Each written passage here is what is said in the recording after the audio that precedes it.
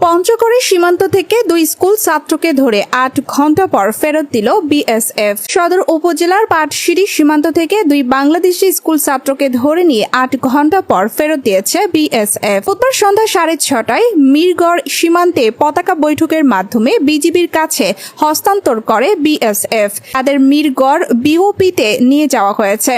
স্থানীয়রা জানায়, পাটশিরি সীমান্তে বুধবার সকাল 10টায় সীমান্তের কাঁটাতারের কাছে ছবি তুলতে গেলে তাদের ধরে নিয়ে যায় পার্শ্ববর্তী বিএসএফ ক্যাম্পের সদস্যরা। মারধর করা হয় বলে অভিযোগ করেন স্থানীয়রা। তারা চিৎকার ও মারধরের দৃশ্য দেখতে পান বলেও দাবি করেন।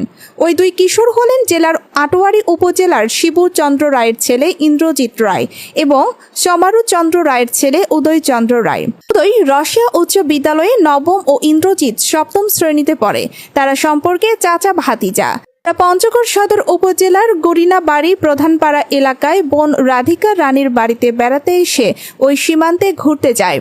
পঞ্চগড় 18 বিজিবি ব্যাটালিয়নের অধিনায়ক লেফটেন্যান্ট কর্নেল আবদুল্লাহ মোহাম্মদ কায়েস বলেন, ওই দুই স্কুল ছাত্রকে পতাকা বৈঠকের মাধ্যমে ৮ ঘণ্টার মধ্যে বিএসএফ এর কাছ থেকে ফিরিয়ে আনতে সক্ষম হয়েছি।